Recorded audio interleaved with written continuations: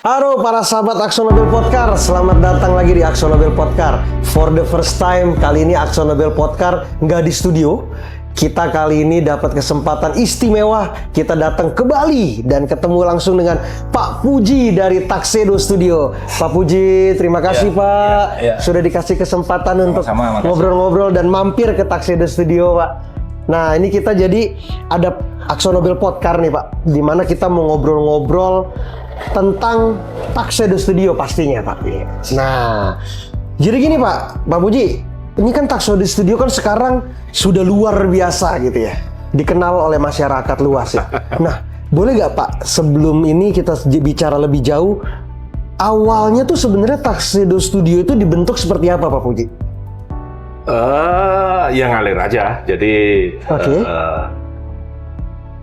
kita itu ya diawali dari hobi. Sebenarnya saya hobi di mobil klasik itu sudah 30 tahun yang lalu lah ya. 30 tahun yang lalu, oke. Jadi mobil saya yang pertama itu sekarang ada di museum di Malang sana di Bali. Oh ya? Ya. Nah, di museum angkut itu Pak? Ya. Oke. Jadi udah lama, cuma ya karena kesibukan hari-hari saya sebenarnya kerja sebagai arsitek ya. Yes. Jadi ya banyak kesibukan, jadi ya nggak sempat itu, namanya juga hobi ya, disambi aja. Nah setelah kita di Bali ini kebetulan juga banyak kerjaan di Bali, lagi banyak kerjaan di Bali. Nah saya sambi di kantor saya itu, kita yang kerjain mobil yang pertama itu saya kerjain sendiri di kantor. Oke. Ya itu kurang lebih 3 tahun ya, 3 tahun saya ngerjain itu. Mobil pertama tuh Pak? Mobil pertama. Mobil pertamanya 3 tahun kerjain sendiri? 3 tahun atau 4 tahun, lama sekali setahu saya itu. Tapi tetap yang penting ada progres. Ya. Progres sampai akhirnya ya mendekati selesai. Banyak yang datang, temen banyak yang datang. Gitu, terus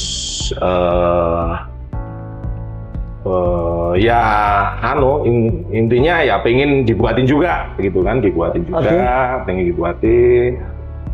Ya kita mulai buat sedikit gitu kan ya. Ya sampai akhirnya ya jadi seperti ini gitu. Gitu. Nah, jadi gini Pak Puji, saya tertarik ini Pak. Tadi Bapak bilang mobil pertama kan dibuat sendiri, dan saya kan mendengar bahwa mobilnya itu semuanya handmade. Ya, betul. Makanya takes time-nya cukup lama Pak ya, 3-4 tahun tadi ya. Itu gimana tuh Pak waktu itu pengerjaannya? Handmade satu-satu gitu? Ya kita buat sendiri. Jadi ya mobil itu kita apa? Yang jadi kendala pertama kan, ya kalau mobil pertama mungkin ada 2 hal ya sebenarnya yang menjadi kendala ya. Pertama SDM, yang kedua alat. Kan? SDM, tapi untuk mobil pertama ya karena nggak ada SDM ya saya sendiri yang kerjain. Gitu. Ya saya sendiri dari coba-coba akhirnya bisa. Alat ini banyak alat-alat yang nggak bisa kita dapatkan di Indonesia. Jadi, kalau kita beli dari luar juga harganya udah mahal gitu. Akhirnya kita bikin alat dulu, ya udah kita kerjain satu persatu gitu ya, bener-bener dari lembaran aluminium, lembaran aluminium, bener-bener dari lembaran. Jadi akhirnya jadi gitu. Jadi bisa dibilang Pak Puji ini selain membuat detailnya sendiri dari scratch gitu ya Pak ya, tapi juga tools yang Bapak butuhkan Bapak buat berarti? Ya.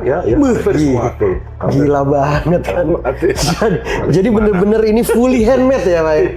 Keren. Saking kepinginnya kan bikin mobil. Saking kepinginnya Pak ya? Karena mobil ini kan yang kita buat ini kan mobil-mobil yang ya kita ini kan seneng, ngelihat mobil itu seneng. Ya saya sebagai arsitek itu kan orang yang mencintai keindahan ya. Keindahan. Salah satu keindahan itu kan ada di mobil klasik. Cuma yang saya cintai ini harganya mahal sekali. Mahal sekali dan nyaris nggak kebeli lah. Jadi mobil pertama yang saya buat itu harga aslinya mungkin ya sekitar 10 miliar kan, itu Porsche 356 itu. Yang Spitzer ya aslinya. Ya akhirnya ya karena ngelihat harga segitu ya kita punya niat ingin membuat. Yes. Gitu kan, membuat. Alatnya nggak ada, iya gimana caranya? Ya akhirnya yang buat juga gitu loh. Waduh, luar biasa. Jadi itulah kira-kira. Jadi Pak Puji bisa dibilang seorang arsitek yang pencintai otomotif, tahu mobil kesukaannya harganya mahal, akhirnya bikin sendiri sampai alat-alatnya gitu ya Pak ya. Gokil kan story-nya kan. Nah, sekarang kita masuk ke studionya nih Pak. Sekarang Pak Puji sudah punya studio yang bisa dibilang, wah mungkin kalau pencinta otomotif, kapan nih bisa kenal Pak Puji? Boleh gak ya mampir gitu ya Pak ya? Nah, yang saya pernah dengar adalah studionya ini atau bengkelnya ini tuh bersih banget. Bahkan sampai bisa disulap dalam sekejap itu bisa jadi tempat buat dinner, tempat buat meeting, dan Pak Puji sering melakukan itu. Bahkan sampai terakhir presidennya FIA itu datang ke sini dan dikonsepin jadi orang mungkin kalau yang nggak tahu gitu, itu di mana acaranya Pak? Itu aslinya di Tuxedo Studio. Itu gimana tuh Pak awalnya Pak? Ya. Membentuk itu sampai detik ini Pak? Ya nggak bisa instan ya. Jadi gini, sejak awal memang yang pertama saya tahu bahwa tempat ini nih saya akan sewa ya tanah. Baik. Jadi harus bisa, bengkel ini harus bisa dipindah. Ya. Setiap saat. Ya. Dibutuhkan semuanya. Ya kebetulan saya arsitek jadi saya sedikit mengetahui lah tentang hal itu. Jadi tempat ini saya buat semuanya knockdown. Ya. Knockdown. Jadi mungkin dalam waktu 1 bulan bisa saya relokasi. Yang kedua, seperti saya bisa bilang, saya itu mencintai keindahan. Ya. Apapun, ya harus indah, betul. Tidak cuma produk akhirnya, prosesnya juga harus indah. Tempatnya juga harus indah. Semuanya. Ya. Jadi kalau kita ngelihat di sini kok enak, ya ini sebetulnya saya atur gitu, bukan di sekedar. Bukan sekedar tanah yang ada dibangun gitu ya Pak? Cuma bersih aja. Kalau bersih aja, ya semua orang bisa bikin bersih itu gampang. Iya. Ya toh. Tapi bersih dan indah itu memang perlu dikonsep. Ya. Sebagai arsitek saya sedikit tahu cara membuat sesuatu yang berantakan menjadi indah. Jadi kalau saya bisa simpulin, orang yang nggak ngerti nih Pak Puji ya. Sebenarnya ini sudah dipikirkan matang dari awal ya Pak ya? Kenapa dibentuk seperti ini, knockdown tadi bengkelnya, dan bisa dirubah dalam sekejap itu tadi ya Pak ya? Itu sebenarnya sudah dikonsepkan dari awal gitu ya Pak ya? Jadi gini Pak Puji sekarang kan ada di AkzoNobel Podcast nih. Saya mau bicarain sedikit aja tentang chat Pak. Bapak selain mengkonsepkan bengkel sedetail tadi ternyata, dan sudah mempersiapkan dari awal konsepnya, bahkan sekarang Bapak menggunakan produk water base. Jadi waktu Lesonal Bapak pilih untuk mengecat salah satu mobil ini, Bapak request ke kita untuk mempersiapkan yang water base. Boleh tahu Pak, kenapa Bapak ingin menggunakan water base? Ya, water base itu sebetulnya ya mungkin untuk di Indonesia masih barang aneh ya. Iya, sebetulnya di negara-negara maju kan sudah sesuatu yang sudah dianjurkan bahkan. Iya, setuju sih Pak. Karena ya buat saya sih itu kan ramah lingkungan. Ya artinya gini, ya kita nggak usah ngomong lingkungan lah. Kita ngomong untuk saya ini orang yang nggak bisa terus duduk di sini terus tahu-tahu ngelihat sudah beres nggak. Saya itu ya suka. Ya hampir setiap hari itu kontrol terus. Keliling gitu ya. Saya harus masuk ke oven, catnya beracun gitu kan. Buat saya ya. Gitu. Jadi ya itu kan lebih ramah gitu loh. Jadi buat saya ya tentunya itu buat karyawan, buat apa itu kan juga lebih ramah gitu loh. Itu yang pertama buat saya ya kan. Yang kedua ya karena saya lihat juga hasilnya juga lebih kuat ya, lebih keras dan lebih bagus sih daripada yang non water base ya. Gitu. Jadi ya tadinya sih saya nyoba karena saya dengar memang di di negara-negara maju itu sudah pada menggunakan waterbase. Menggunakan itu. Gitu. Ya bisa dibilang sih kalau kayak Eropa, bahkan sekarang Australia pun Pak, itu sudah mulai diarahkan untuk menggunakan waterbase. Dan saya kan ya kalau mau jualan ke Eropa itu lebih gampang. Oh baik, baik. Nah Pak, bicara kembali lagi mengenai pengecetan nih Pak, di mana Bapak menggunakan waterbase. Artinya kan Bapak kan sekarang kan ada SDM yang perlu terlatih, dididik segala macam. Sulit nggak Pak untuk melakukan perubahan itu sebenarnya?